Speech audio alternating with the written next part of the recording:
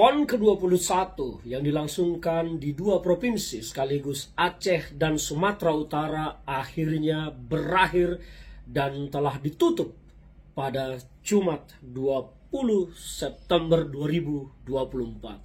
Saya tidak ingin bicara tentang perolehan medali, tetapi saya mau bicara tentang apa yang sangat buruk dari penyelenggaraan PON ini. Yang pertama, saya melihat bahwa penyelenggaraan PON ini sepi dari perhatian publik, sepi dari pemberitaan, bahkan sepi dari promosi yang dilakukan oleh penyelenggara. Saya tidak tahu mengapa PON yang biasanya sangat menjadi berita dan sangat besar, justru PON kali ini, PON ke-21 yang berlangsung di Aceh dan Sumatera Utara, terkesan sunyi, senyap, dan tidak ada sesuatu yang pantas kita banggakan.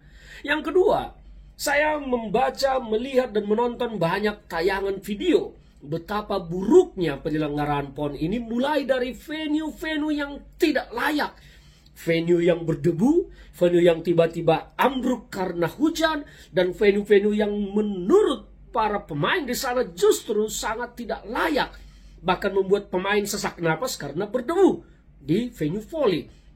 Saya tidak mengerti ini apa yang dilakukan oleh saudara Menpora, saudara Dito. Memang saudara Dito ini adalah sosok yang masih kontroversi sampai saat ini ketika namanya disebut dalam kasus korupsi BTS di Kementerian Informasi. Sampai saat ini, posisi Dito yang bahkan sudah berkali-kali disebut bahkan di persidangan, tidak jelas apakah KPK akan menindaklanjutinya atau tidak.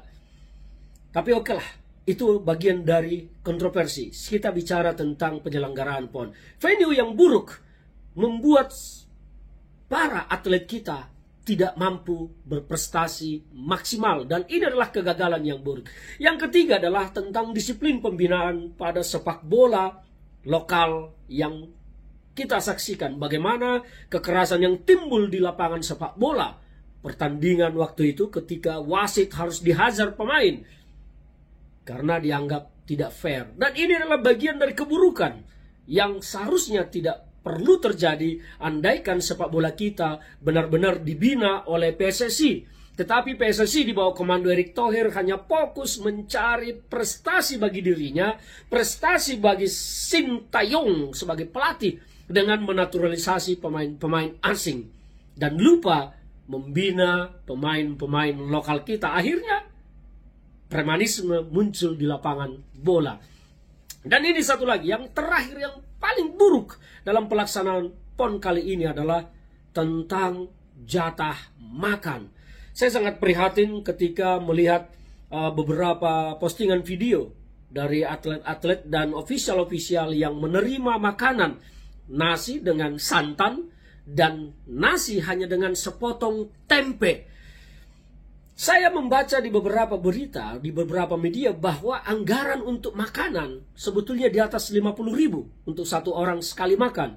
Tetapi ketika yang nyampe di lapangan hanya satu nasi dan satu tempe saja dengan seiprit sayur, maka saya merasa bahwa anggaran jatah makan untuk para ofisial dan atlet kita telah dikorupsi secara barbar dan biadab.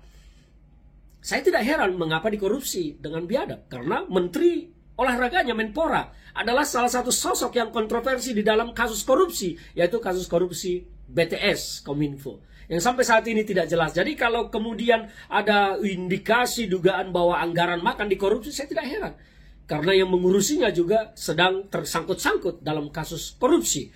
Dan ini adalah keburukan yang sangat luar biasa dan yang memprihatinkan bagi saya ketika Menpora menyatakan bahwa PON kali ini sekelas Olimpiade. Gundulmu sekelas Olimpiade.